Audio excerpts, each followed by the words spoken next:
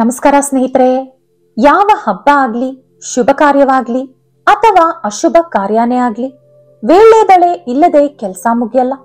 ತುಂಬಾ ಜನರು ಮನೆಯಲ್ಲಿ ಯಾವಾಗ್ಲೂ ಕೂಡ ವೀಳ್ಯದೆಲೆನ ಸ್ಟಾಕ್ ಇಟ್ಟಿರ್ತಾರೆ. ಅಕಸ್ಮಾತ್ ಆಗಿ ಮನೆಗೆ ಯಾರಾದ್ರೂ ನೆಂಟರು ಬಂದ್ರೆ ಅವರು ಹೋಗೋವಾಗ ವೀಳ್ಯದೆಲೆ, ಹೂವು, ಹಣ್ಣು, ಅಡಿಕೆ, ಬ್ಲೌಸ್ ಪೀಸ್ ಕೊಟ್ಟು ಕಳಿಸ್ತಾರೆ. ಈ ವಿಡಿಯೋದಲ್ಲಿ ವೀಳ್ಯದೆಲೆಗೆ ಇರುವಂತ ಕೆಲವು ಔಷಧೀಯ ಗುಣಗಳ ಬಗ್ಗೆ ತಿಳ್ಕೊಳ್ಳೋಣ. ಆದ್ರೆ ಅದಕ್ಕೂ ಮುಂಚೆ ನೀವಿನ್ನೂ ನಮ್ಮ ಚಾನೆಲ್ ಅನ್ನು ಸಬ್ಸ್ಕ್ರೈಬ್ ಮಾಡ್ಕೊಂಡಿಲ್ಲ ಅಂದ್ರೆ ಖಂಡಿತ ಈಗಲೇ ಸಬ್ಸ್ಕ್ರೈಬ್ ಮಾಡ್ಕೊಳ್ಳಿ. ಹಾಗೆ ಈ ವಿಡಿಯೋ ಇಷ್ಟ ಆದ್ರೆ ಮರೀದೆ ಒಂದು ಲೈಕ್ ಕೊಡಿ.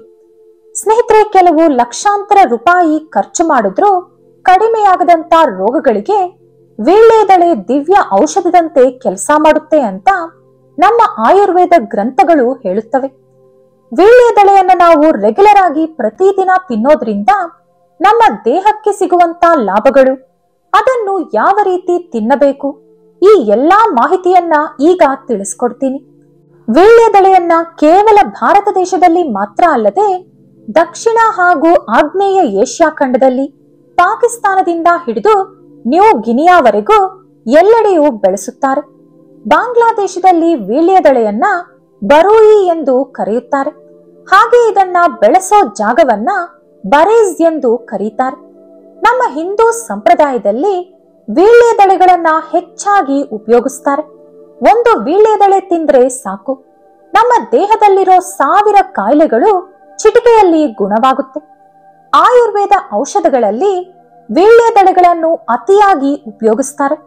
ನಮ್ಮ ಮನೆ ಅಂಗಳದಲ್ಲಿ ಬೆಳೆಯುವಂತ ಎಷ್ಟೋ ಗಿಡಗಳು ನಮಗೆ ಉತ್ತಮ ಔಷಧದಂತೆ ಕೆಲಸ ಮಾಡುತ್ತವೆ. ಆದ್ರೆ ಅದರ ಬಗ್ಗೆ ನಮಗೆ ಗೊತ್ತಿರಲ್ಲ. ಕೆಲವೊಮ್ಮೆ ಗೊತ್ತಿದ್ರೂ ಕೂಡ ಅದನ್ನ ನಾವು ಉಪಯೋಗಿಸ್ಕೊಳ್ಳೋಕೆ ಹೋಗಲ್ಲ, ಮಾತ್ರೆ ತಗೊಂಡೇ ಹಾಕೋತೀವಿ. ಇದೇ ಕಾರಣದಿಂದಾನೇ ಹಿತ್ತಲು ಮತ್ತು ಕೆಲಸಕ್ಕೆ ಬರಲ್ಲ ಅನ್ನೋ ಒಗಟು ಬಂದಿತ್ತು. ವೀಳ್ಯದೆಲೆ ಒಳಗಿರುವಂತ ಎಷ್ಟೋ ಔಷಧ ಗುಣಗಳು ನಮ್ಮ ದೇಹದಲ್ಲಿರೋ ಅನೇಕ ಕಾಯಿಲೆಗಳನ್ನ ಗುಣಪಡಿಸುತ್ತೆ. ಎಂದಾದ್ರೂ ಜ್ವರ ಬಂದಾಗ ಅಥವಾ ಇನ್ನೇನಾದ್ರೂ ಕಾರಣದಿಂದಾನೋ ಬಾಯಿ ಕೆಟ್ಟು ಕಹಿ ಕಹಿ ಅನಿಸುತ್ತಿದ್ದಾಗ, ಅದೇ ರೀತಿ ಹಸಿವಾಗದೇ ಇರುವಾಗ, ನಮ್ಮ ದೇಹದಲ್ಲಿ ಏನೋ ಬದಲಾವಣೆ ಆಗಿದೆ ಅಂತ ನಮಗೆ ಅನ್ಸೋವಾಗ ನಾವೊಂದು ವೀಳ್ಯದೆಲೆ ತಿಂದ್ರೆ ಸಾಕು, ಎಲ್ಲ ಕೂಡ ಸರೋಗುತ್ತೆ. ಆದ್ರೆ ತೊಟ್ಟು ಕಿತ್ತಾಕಿ ಮಾತ್ರನೇ ಎಲೆನ ತಿನ್ಬೇಕು. ಕೆಲವರಿಗೆ ವೀಳ್ಯದೆಲೆ ತೊಟ್ಟು ಅಂದ್ರೆ ತುಂಬಾ ಇಷ್ಟ. ಆದ್ರೆ ಅದರಲ್ಲಿ ಕೆಲವು ಕೆಮಿಕಲ್ಸ್ ಅಂದ್ರೆ ರಾಸಾಯನಿಕಗಳು ಸೇರಿಕೊಂಡಿರುತ್ತೆ. ಹಾಗಾಗಿ ಯಾವ ಕಾರಣದಿಂದಾನೋ ವೀಳ್ಯದೆಲೆ ತೊಟ್ಟು ಮಾತ್ರ ತಿನ್ನೋಕ್ ಹೋಗ್ಬೇಡಿ. ಈಗ ನಿಮಗೊಂದು ಅನುಮಾನ ಬರ್ಬೋದು, ತೊಟ್ಟಿನ ಸಮೇತ ವೀಳ್ಯದೆಲೆ ತಿಂದ್ರೆ ಏನಾಗುತ್ತೆ ಅಂತ. ಈ ರೀತಿ ತೊಟ್ಟು ಸಮೇತ ವೀಳ್ಯದೆಲೆ ತಿನ್ನೋದ್ರಿಂದ ಮಹಿಳೆಯರಲ್ಲಿ ಸಂತಾನ ಸಮಸ್ಯೆ ಶುರುವಾಗುತ್ತೆ. ಪುರುಷರಲ್ಲಿ ಲೈಂಗಿಕ ಶಕ್ತಿ ಕಡಿಮೆಯಾಗುತ್ತೆ. ಈ ಕಾರಣಗಳಿಂದಾನೇ ವೀಳ್ಯದೆಲೆಯನ್ನ ತೊಟ್ಟಿನ ಸಮೇತ ತಿನ್ಬಾರ್ದು ಅನ್ನೋದು. ಎಳೆಯದಾಗಿರುವಂತ ವೀಳ್ಯದೆಲೆಗಳನ್ನ ತಗೊಂಡು ಅದನ್ನ ಕುಟ್ಟಿ ರಸ ತಗೊಂಡು ಅದರಲ್ಲಿ 1 ಚಮಚ ಜೇನು ಹಾಗೂ 1 ಚಮಚ ನಿಂಬೆ ರಸ ಬೆರೆಸಿ ಕುಡಿದ್ರೆ ಕೋಲ್ಡ್ ಹಾಗೂ ಕಾಫ್ ಕಡಿಮೆಯಾಗುತ್ತೆ.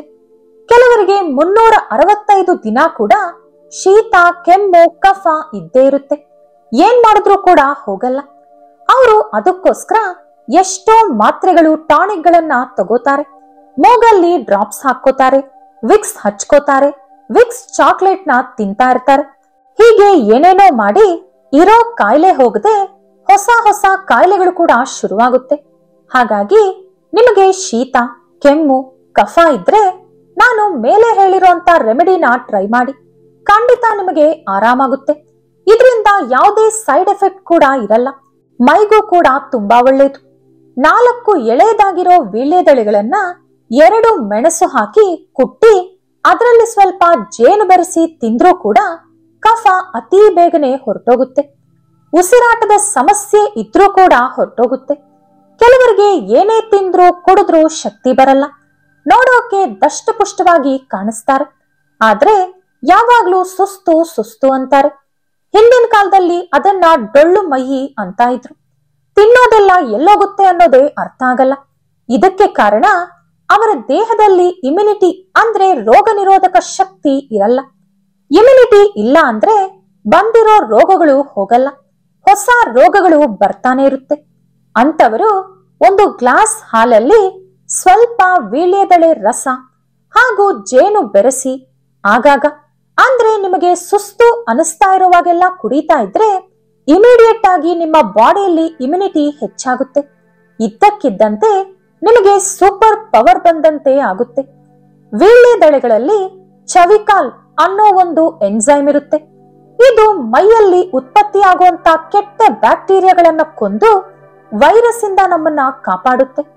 ಪುಟ್ಟ ಮಕ್ಕಳಿಗೆ ಕಫ, ಕೆಮ್ಮು, ಶೀತ ಇದ್ರೆ ಒಂದು ವೀಳ್ಯದೆಳೆಯನ್ನ ತವ ಅಥವಾ ಬಾಣಲೆ ಮೇಲೆ ಹಾಕಿ ಲೈಟ್ ಆಗಿ ಬೆಚ್ಚಗೆ ಮಾಡಿಕೊಂಡು ಅದನ್ನ ಮಕ್ಕಳ ಎದೆ ಮೇಲೆ ದಿನಕ್ಕೆ 2 ಸಲ ಇಟ್ರೆ 1-2 ದಿನಗಳಲ್ಲೇ ಈ ಪ್ರಾಬ್ಲಮ್ ಸರೋಗುತ್ತೆ.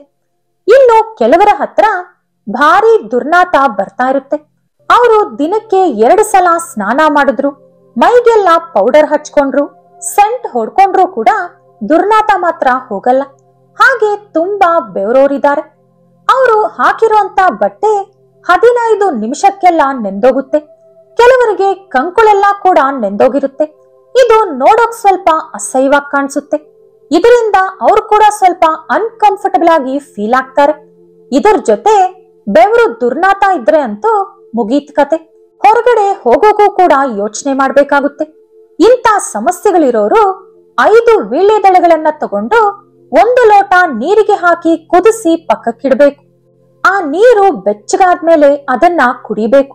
ಈ ರೀತಿ ವಾರಕ್ಕೆ 1 ಅಥವಾ 2 ಸಲ ಮಾಡೋದ್ರಿಂದ ದೇಹದಲ್ಲಿ ಬರುವಂತ ಬೆವರು ಹಾಗೂ ದುರ್ವಾಸನೆ ಕಡಿಮೆಯಾಗುತ್ತೆ. ಹಾಗೆ ಕೆಲವರಿಗೆ ಬ್ರಾಂಕೈಟಿಸ್ ಸಮಸ್ಯೆ ಇರುತ್ತೆ. ಅಂದ್ರೆ ಉಸಿರಾಡುವಾಗ ಶ್ವಾಸಕೋಶದಲ್ಲಿ ಉರಿ ಕಾಣಿಸ್ಕೊಳ್ಳುತ್ತೆ. ಈ ಸಮಸ್ಯೆ ಇರೋರು ಕೂಡ ದಿನ ಬಿಟ್ಟು ದಿನ ಈ ರೀತಿ ಮಾಡೋದ್ರಿಂದ ವಾಸಿಯಾಗುತ್ತೆ. ವೀಳ್ಯದೆಲೆ ರಸದಲ್ಲಿ ಸ್ವಲ್ಪ ಜೇನು ಬೆರೆಸಿ ಸುಟ್ಟ ಗಾಯಗಳ ಮೇಲೆ ಹಚ್ಚಿದ್ರೆ ಬೇಗನೆ ಗಾಯ ಮಾಯುತ್ತೆ. ಕೆಲವರಿಗೆ ಆಗಾಗ ಮೂಗಿಂದ ರಕ್ತ ಸೋರ್ತಾ ಇರುತ್ತೆ. ಅಂತವರು ಆಗಾಗ ವೀಳ್ಯದೆಲೆ ಕೈಯಲ್ಲೇ ಹಿಸುಕಿ ಅದರ ವಾಸನೆ ಎಳೆದುಕೊಳ್ತಾ ಇರಬೇಕು. ಆಗ ಈ ಸಮಸ್ಯೆ ಬರಲ್ಲ.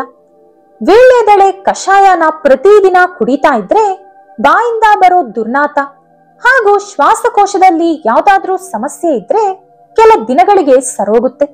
ವೀಳ್ಯದೆಲೆ ಕಷಾಯ ಅಂದ್ರೆ ಕೆಲವು ವೀಳ್ಯದೆಳೆಗಳನ್ನ ನೀರಲ್ಲಿ ಹಾಕಿ ಕುದಿಸಿದ್ರೆ ಅದನ್ನೇ ಕಷಾಯ ಅಂತ ಕರೀತಾರೆ. ಲೈಂಗಿಕ ಸಮಸ್ಯೆಯಲ್ಲಿ ಬಳಲುತ್ತಿರುವಂತ ಪುರುಷರಿಗೆ ವೀಳ್ಯದೆಳೆ ಒಂದು ರೀತಿಯಾದ ದಿವ್ಯ ಔಷಧದಂತೆ ಕೆಲಸ ಮಾಡುತ್ತೆ. ವೀಳ್ಯದೆಳೆ ತಿಂದ್ರೆ ಪುರುಷರಲ್ಲಿ ಸಂತಾನ ಸಾಮರ್ಥ್ಯ ಹೆಚ್ಚಾಗುತ್ತೆ. ತುಂಬಾ ಜನರು ಯಾವುದೋ ಒಂದು ಸಮಸ್ಯೆನ ತಲೆಗೆ ಹಾಕೊಂಡು ಮಾನಸಿಕ ಒತ್ತಡ ಅನುಭವಿಸ್ತಾ ಇರ್ತಾರೆ.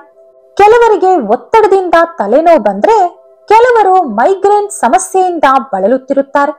ಇಂಥ ಸಮಸ್ಯೆಗಳಿರೋರು ವೀಳ್ಯದೆಳೆಗಳನ್ನ ಚೆನ್ನಾಗಿ ಅರೆದು ಅದನ್ನ ಒಂದು ಮಾಸ್ಕ್ ನಂತೆ ಹಣೆ ಮೇಲೆ ಹಚ್ಕೊಳ್ಳೋದ್ರಿಂದ ಈ ಸಮಸ್ಯೆ ಹೊರಟೋಗುತ್ತೆ. ಡ್ಯಾಂಡ್ರಫ್ ಸಮಸ್ಯೆ ಹೆಚ್ಚಾಗಿರೋರು ವೀಳ್ಯದೆಳೆಗಳನ್ನ ಪೇಸ್ಟ್ ತರ ಮಾಡ್ಕೊಂಡು ಅದನ್ನ ಕೂದಲಿಗೆ ಹಚ್ಕೊಂಡು ಪೂರ್ತಿ ಒಣಗಿದ ನಂತರ ಬೆಚ್ಚಗಿರೋ ನೀರಲ್ಲಿ ತಲೆ ಸ್ನಾನ ಮಾಡ್ತಾ ಇರಬೇಕು. ಆಗ ಹೊಟ್ಟು ಸಮಸ್ಯೆ ಹೊರಟೋಗುತ್ತೆ. ಇದನ್ನ ನೀವು ವಾರದಲ್ಲಿ 1 ಅಥವಾ 2 ಬಾರಿ ಮಾಡಬಹುದು. 1 ಅಥವಾ 2 ವೀಳ್ಯದೆಳೆಗಳನ್ನ ತಲೆಯ ಮೇಲೆ ಅಥವಾ ಹಣೆಯ ಮೇಲೆ ಇಟ್ಕೊಂಡು ಕಣ್ಣು ಮುಚ್ಕೊಂಡು 1 ಗಂಟೆ ಕಾಲ ವಿಶ್ರಾಂತಿ ಪಡೆದ್ರೆ ತಲೆಯಲ್ಲಿರುವಂತ ಬಿಸಿ ಎಲ್ಲ ಕೂಡ ಆ ಎಲೆ ಎಳೆದಾಕುತ್ತೆ. ಪುಟ್ಟ ಮಕ್ಕಳಲ್ಲಿ ಉಸಿರಾಟದ ಸಮಸ್ಯೆ ಇದ್ರೆ ಅವರು ದಿನ ಇಡೀ ನಿದ್ದೆ ಮಾಡದೆ ಕಷ್ಟಪಟ್ಟು ನಮಗೂ ಕೂಡ ಕಷ್ಟ ಕೊಡ್ತಾರೆ. ಅಂತ ಟೈಮಲ್ಲಿ 1 ವೀಳ್ಯದೆಳೆ ಗೋರ್ ಬೆಚ್ಚಗ್ ಮಾಡ್ಕೊಂಡು ಅದಕ್ಕೆ ಸ್ವಲ್ಪ ಹರಳೆಣ್ಣೆ ಹಚ್ಚಿ ಮಕ್ಕಳ ಎದೆ ಮೇಲೆ ಇಡೋದ್ರಿಂದ ಅವ್ರಿಗೆ ತುಂಬಾ ಆರಾಮಾಗುತ್ತೆ. ಉಸಿರಾಟ ಕೂಡ ಚೆನ್ನಾಗಾಗುತ್ತೆ. ಮೂಗಿಂದ ಕಫ ಎಲ್ಲ ಕೂಡ ಆಚೆ ಬಂದ್ಬಿಡುತ್ತೆ. ಕೆಲವರಿಗೆ ಶೀತ, ನೆಗಡಿ ಇದ್ಯಾವುದೂ ಇಲ್ಲ ಅಂದ್ರೂ ಕೂಡ ಕೆಮ್ಮು ಮಾತ್ರ ಇರುತ್ತೆ. ನಾಯಿ ಕೆಮ್ಮು ಅಥವಾ ಒಣಕೆಮ್ಮು ಅಂತ ಹೇಳ್ತಾರೆ. ಈ ಸಮಸ್ಯೆ ಇರೋರು 2 ವೀಳ್ಯದೆಳೆಗಳನ್ನ ತಗೊಂಡು ಅದನ್ನ ಚಿಕ್ಕ ಚಿಕ್ಕ ಚೂರುಗಳಾಗಿ ಮಾಡ್ಕೊಂಡು 2 ಲೋಟ ನೀರಲ್ಲಿ ಹಾಕಿ ಆ ನೀರು 1 ಲೋಟ ಆಗೋವರೆಗೂ ಕುದಿಸಿ ಅದು ಬೆಚ್ಚಗಾದ್ಮೇಲೆ ಆ ನೀರನ್ನ ಬೆಳಿಗ್ಗೆ ಖಾಲಿ ಹೊಟ್ಟೆಯಲ್ಲಿ ಕುಡಿಯೋದ್ರಿಂದ ಕೆಲವು ದಿನಗಳಲ್ಲಿ ಈ ಸಮಸ್ಯೆ ಪೂರ್ತಿಯಾಗಿ ಹೊರಟೋಗುತ್ತೆ. ಆದ್ರೂ ಕೂಡ ಕೆಮ್ಮು ಹೋಗ್ತಿಲ್ಲ ಅನ್ನೋರು ವೀಳ್ಯದೆಳೆ ಹಾಗೂ ಕಲ್ಲು ಸಕ್ಕರೆ ಕುಟ್ಟಿ ರಸ ತಗೊಂಡು ಅದನ್ನ ಮೊದಲು ದಿನಕ್ಕೆ 3 ಸಲ, ಕೆಮ್ಮು ಕಡಿಮೆ ಆಗ್ತಿರೋಂಗೆ ದಿನಕ್ಕೆ 2 ಸಲ, 1 ಸಲ, ಈ ರೀತಿ ನಿಮ್ಮ ಕೆಮ್ಮು ಹೇಗಿರುತ್ತೋ ಅದರ ಪ್ರಕಾರ ತಗೊಳ್ತಾ ಬಂದ್ರೆ 1-2 ದಿನಗಳಲ್ಲಿ ಪೂರ್ತಿಯಾಗಿ ಕೆಮ್ಮು ಹೊರಟೋಗುತ್ತೆ. ತುರಿಕೆ, ಎಸ್ಜಿಮಾ ಹಾಗೂ ಹುಣ್ಣುಗಳು ಆಗಿರೋಂತ ಕಡೆ ವೀಳ್ಯದೆಲೆ ಪೇಸ್ಟ್ ಹಚ್ತಾ ಬಂದ್ರೆ ಆ ಸಮಸ್ಯೆಗಳು ಬೇಗನೆ ಹೊರಟೋಗುತ್ತೆ, ಹುಣ್ಣು ಬೇಗನೆ ಮಾಯುತ್ತೆ. ಇತ್ತೀಚಿನ ದಿನಗಳಲ್ಲಿ ಬೆಳೆಯುತ್ತಿರುವಂತ ಮಾಲಿನ್ಯದ ಬಗ್ಗೆ ಎಲ್ರಿಗೂ ಕೂಡ ಗೊತ್ತು. ಈ ಕಾರಣದಿಂದ ಹೊರಗಡೆ ಓಡಾಡೋರ್ಗೆ ಕಣ್ಣು ಉರಿ ಅಥವಾ ನವ್ವೆ, ಕಣ್ಣು ಡ್ರೈ ಆಗಿರುವಂತ ಅನುಭವ ಆಗುತ್ತೆ. ಅಂತವರು ಎಳೆಯದಾಗಿರುವಂತ ವೀಳ್ಯದೆಲೆಗಳನ್ನ ತಗೊಂಡು ಅದನ್ನ ನೀರಲ್ಲಿ ಹಾಕಿ ಕುದಿಸಿ ಆ ನೀರು ತಣ್ಣಗಾದ ಮೇಲೆ ಅದರಿಂದ ಕಣ್ಣು ತೊಳೆದುಕೊಳ್ಳೋದ್ರಿಂದ ಕಣ್ಣು ಉರಿ, ನವ್ವೆ ಹೊರಟೋಗುತ್ತೆ. ಈ ನೀರಿಂದ ಬಾಯಿ ಕುಪ್ಪಳಿಸ್ತಾ ಇದ್ರೂ ಕೂಡ ಬಾಯಿ ದುರ್ನಾತ ಬರಲ್ಲ. ಹಾಗೆ ಬಾಯಿಗೆ ಸಂಬಂಧಿಸಿರುವಂತ ಎಷ್ಟೋ ಸಮಸ್ಯೆಗಳಿಂದ ಕೂಡ ತಪ್ಪಿಸ್ಕೊಳ್ಬಹುದು. ವೀಳ್ಯದೆಲೆನ ಚೆನ್ನಾಗಿ ಅರೆದು ಪೇಸ್ಟ್ ಅಂತೆ ಮಾಡ್ಕೊಂಡು ಅದನ್ನ ಮೊಣಕಾಲು ನೋವಿದ್ರೆ ಅಲ್ಲಿ ಹಚ್ಕೊಳ್ಳೋದ್ರಿಂದ ಕೂಡ ನೋವು ಅತಿ ಬೇಗನೆ ಕಡಿಮೆ ಆಗುತ್ತೆ. ಇನ್ನು ಶ್ವಾಸಕೋಶ ಸಮಸ್ಯೆ ಇರೋರ್ಗೆ ಆಗಾಗ ಸಡನ್ ಆಗಿ ಉಸಿರಾಡೋಕೆ ತುಂಬಾ ಕಷ್ಟ ಆಗುತ್ತೆ, ಶ್ವಾಸಕೋಶ ಬ್ಲಾಕ್ ಆದಂತ ಅನುಭವ ಆಗುತ್ತೆ. ಅಂತವರು ಕೂಡಲೇ 1 ಚಮಚ ವೀಳ್ಯದೆಲೆ ರಸಕ್ಕೆ 1 ಚಮಚ ಶುಂಠಿ ರಸ ಬೆರೆಸಿ ಕುಡಿದ್ರೆ ತಕ್ಷಣನೇ ಸರೋಗುತ್ತೆ. ಅದೇ ರೀತಿ ಕಿಡ್ನಿಲಿ ಕಲ್ಲಿದ್ರೆ ಅವ್ರು ಎಷ್ಟೊಂದು ಕಷ್ಟ ಪಡ್ತಾರೆ ಅಂತ ಮಾತಲ್ಲಿ ಹೇಳೋಕೆ ಆಗಲ್ಲ. ಪ್ರಾಣ ಹೋದಷ್ಟು ಹೊಟ್ಟೆ ನೋವು ಬರುತ್ತೆ, ನೆಮ್ಮದಿಯಾಗಿ ಮಲಮೂತ್ರ ವಿಸರ್ಜನೆ ಮಾಡೋಕೂ ಆಗಲ್ಲ, ಕೂರೋಕಾಗಲ್ಲ, ನಿಲ್ಲೋಕಾಗಲ್ಲ. ಅದು ಅನುಭವ ಆದವ್ರಿಗೆ ಮಾತ್ರನೇ ಗೊತ್ತಿರುತ್ತೆ. ಈ ಸಮಸ್ಯೆ ಇರೋರು ಖಾಲಿ ಹೊಟ್ಟೆಯಲ್ಲಿ ಬೆಳಿಗ್ಗೆ ಎದ್ದ ತಕ್ಷಣ 1-2 ವೀಳ್ಯದೆಲೆ ಅಗೆದು ನಿಧಾನವಾಗಿ ಅದರ ರಸ ಕುಡಿದು ಸೊಪ್ಪನ್ನ ಆಚೆ ಉಗಿಬೇಕು. ಈ ರೀತಿ ಮಾಡ್ತಾ ಬಂದ್ರೆ ಅತಿ ಬೇಗನೆ ಕಿಡ್ನಿಯಲ್ಲಿರುವಂತ ಕಲ್ಲುಗಳು ಕರಗಿ ಮೂತ್ರದ ಮೂಲಕ ಹೊರಗೆ ಬಂದ್ಬಿಡುತ್ತೆ. ಸ್ನೇಹಿತರೆ, ಈಗ ನೀವೆಲ್ಲರೂ ಕೂಡ ಒಂದು ವಿಷಯನ ನೆನ್ಪಿಟ್ಕೊಳ್ಳಿ. ಅತಿ ಅಮೃತಂ ವಿಷಂ ಸಮಾನಂ ಅಂತ ಒಂದು ಗಾದೆ ಮಾತಿದೆ. ಇದರ ಅರ್ಥ ನಾವು ಹೆಚ್ಚಾಗಿ ಅಮೃತ ತಗೊಂಡ್ರೂ ಕೂಡ ಅದು ವಿಷ ಆಗುತ್ತಂತೆ. ಹಾಗಾಗಿ ನೀವು ಏನೇ ಮಾಡಿದ್ರೂ ಕೂಡ ಅದು ಅತಿ ಆಗ್ಬಾರ್ದು. ನೀವು ಮಿತವಾಗಿ ಮಾಡಿದ್ರೆ ಅದು ನಿಮಗೆ ಅಮೃತ ಆಗುತ್ತೆ, ಅತಿಯಾಗಿ ಮಾಡಿದ್ರೆ ಅದೇ ನಿಮಗೆ ವಿಷ ಆಗುತ್ತೆ. ಇದನ್ನ ಇವಾಗ ಯಾಕೆ ಹೇಳ್ದೆ ಅಂದ್ರೆ ಈ ವೀಳ್ಯದೆಲೆ ವಿಷಯದಲ್ಲೂ ಕೂಡ ಅದೇ ಆಗುತ್ತೆ. ಯಾಕಂದ್ರೆ ವೀಳ್ಯದೆಲೆ ಕಡಿಮೆ ದುಡ್ಡು, ಹಾಗೆ ಹಲವಾರು ಸಮಸ್ಯೆಗಳಿಗೆ ಪರಿಹಾರ ಸಿಗುತ್ತೆ ಅನ್ನೋ ಕಾರಣದಿಂದ ಸಿಕ್ಕಾಪಟ್ಟೆ ವೀಳ್ಯದೆಲೆಗಳನ್ನ ತಿಂತಾ ಇದ್ರೆ ಅದರಿಂದ ಕ್ಯಾನ್ಸರ್ ಬರೋ ಸಾಧ್ಯತೆ ಹೆಚ್ಚಾಗಿರುತ್ತೆ. ಬಿಪಿ ಕೂಡ ಅತಿಯಾಗಿ ಬೆಳೆದು ಹಾರ್ಟ್ ಅಟ್ಯಾಕ್ ಬರೋ ಚಾನ್ಸಸ್ ಕೂಡ ಜಾಸ್ತಿ ಆಗುತ್ತೆ. ನಿಮಗೆ ಸಮಸ್ಯೆ ಹೋಯ್ತು ಅಂದ ಮೇಲೆ ಮತ್ತೆ ಮತ್ತೆ ಈ ಪರಿಹಾರಗಳನ್ನ ಮಾಡೋ ಅಗತ್ಯ ಇಲ್ಲ. ಹಾಗೆ ನಿಮಗೆ ಸಮಸ್ಯೆ ಕಡಿಮೆ ಆಯ್ತು ಅನ್ಸಿದ್ರು ಕೂಡ ನೀವು 1 ಚಮಚ ತಗೊಳ್ಳೋ ಜಾಗದಲ್ಲಿ ಅರ್ಧ ಚಮಚ ತಗೊಳ್ಳೋದು ಸ್ಟಾರ್ಟ್ ಮಾಡಿ. ಇನ್ನು ಕಡಿಮೆ ಆಯ್ತು ಅಂದ್ಮೇಲೆ ಮತ್ತೆ ಮತ್ತೆ ತಗೊಳ್ಳೋಕೆ ಹೋಗ್ಬೇಡಿ. ನಿಮ್ಮ ಬಾಡಿಲಿರುವಂತ ಇಮ್ಯುನಿಟಿ ನೋಡ್ಕೊಳ್ಳುತ್ತೆ. ವೀಳ್ಯದೆಲೆ ನಿಮಗೆ ಔಷಧದಂತೆ ಕೆಲಸ ಮಾಡಬೇಕು ಅನ್ಕೊಂಡ್ರೆ ಪ್ರತಿದಿನ 2 ವೀಳ್ಯದೆಲೆಗಳಿಗಿಂತ ಹೆಚ್ಚಾಗಿ ನೀವು ತಗೋಬಾರ್ದು. ಕೆಲವು ಅನಿವಾರ್ಯ ಪರಿಸ್ಥಿತಿಗಳು ಇರೋವಾಗ ಮಾತ್ರ ನೀವು 3ರಿಂದ 4 ಬಳಸ್ಕೋಬಹುದು. ಆದ್ರೆ ಇದನ್ನ ರೆಗ್ಯುಲರ್ ಆಗಿ ಮಾತ್ರ ಇಟ್ಕೋಬೇಡಿ. ನಿಮಗೆ 4-6 ಸಮಸ್ಯೆ ಇದೆ ಅಂತ ಒಂದೇ ಸಲ 4-6 ರೆಮಿಡಿಗಳನ್ನ ಟ್ರೈ ಮಾಡೋಕ್ ಹೋಗ್ಬೇಡಿ. ಈ ವಿಡಿಯೋ ನಿಮಗೆ ಇಷ್ಟ ಆದ್ರೆ ಲೈಕ್ ಮಾಡಿ, ಶೇರ್ ಮಾಡಿ.